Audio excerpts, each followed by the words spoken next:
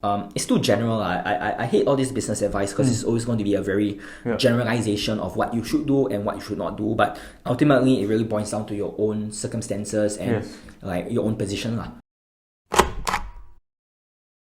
Ultimately, I think the most important thing that anyone should do is to really get yourself a mentor, someone who has been there, done that, and can give you solid business advice. And I can be honest, I feel like the community of entrepreneurs in Singapore is very, very strong and very, very supportive. Because I personally know a lot of business owners. I personally know a lot of people much older than me that are willing to give me advice.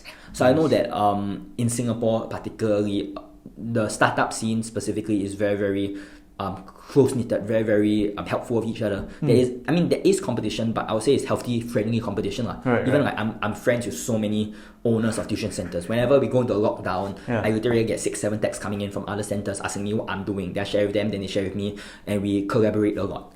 So ultimately, I would say that with this mentor, they can give you business advice on what you should be doing and what you should not be doing. And I think it's important to have more than just one. I have 2 or 3 because some of them will be very, very good at maybe the technical aspect of the business. Other people will be very, very good in terms of the more qualitative side. So I feel like having business advice that are catered directly to your own predicaments will be better than if you just listen to me to get general advice. Because what I might say might work for some people, but what I say might not work for others. So get a mentor, someone probably in the same industry as you, for them to give you advice continuously, someone that you can constantly text, someone that you know that's willing to reply. And if you have a substantial business, then you can even consider giving advisory shares if that person is someone that you know that can truly provide you a lot of value, so that he has vested interest in you as well. But other than that, I think like it's very hard for me to give specific advice because I really believe that advice should be catered specifically to each person. So like very often I have a lot of people coming to me for advice. I realize that every single person I'm telling them different things. Like literally last week I had a meeting with someone who's running a fashion company, starting from scratch and now doing quite well.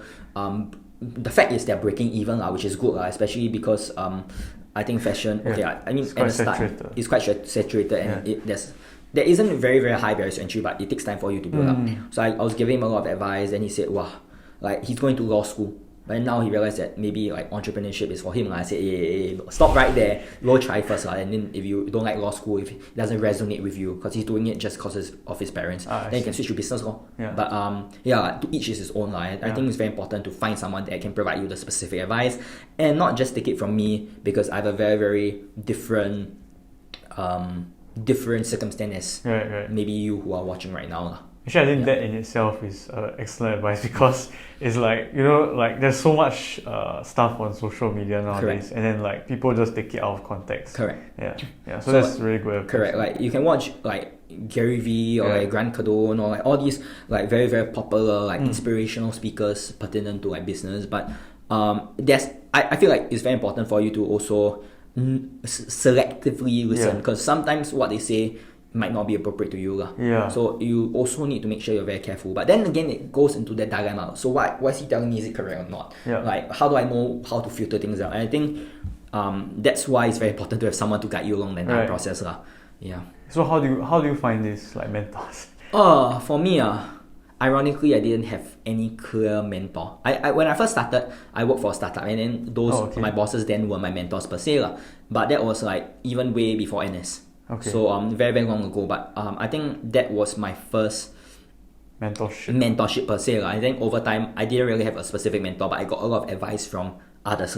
So advice from my lawyers, advice from my seniors, advice from literally everyone. And I got a lot of advice, sometimes contradicting, but it's about taking this advice but not like just blindly following. It's about really absorbing it, understanding it, and see how it might apply to you, and then making use of it, or making use of particular advice which you feel that will have an impact compared to just like blindly following everything.